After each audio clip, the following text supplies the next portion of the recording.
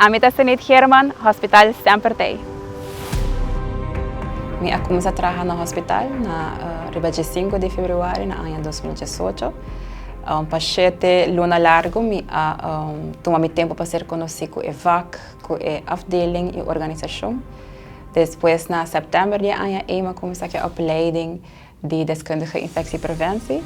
E ano e meio depois, na fevereiro 2020, eu obtive meu diploma. O qual me dá muito interessante de nos VAC com a segurança do paciente na primeiro lugar, mas nós mesmos trabalhamos diretamente com o paciente.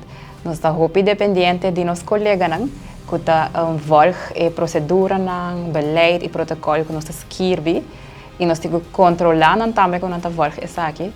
Então, o qual a mim gosta mais do meu trabalho é como eu trabalho com disciplina, toda disciplina eigenlijk no hospital. Het requeriert dus strategisch denken, constant moet ik pensar in approach, como também trazer informação dilante, trazer notícia dilante. Dus het seguro requerir profissionalismo e também paciência.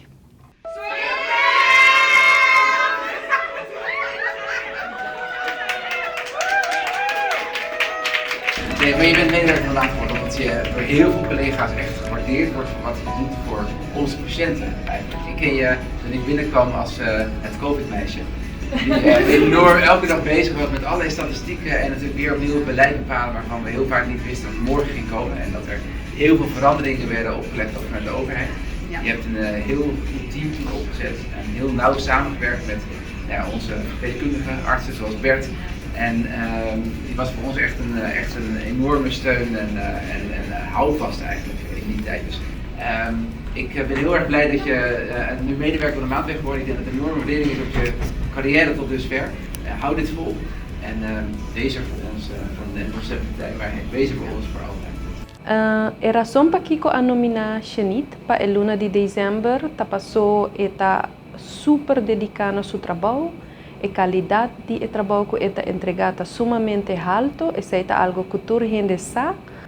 Estava muito bonita para com Shenit a crescer de laster uit necessity mesmo.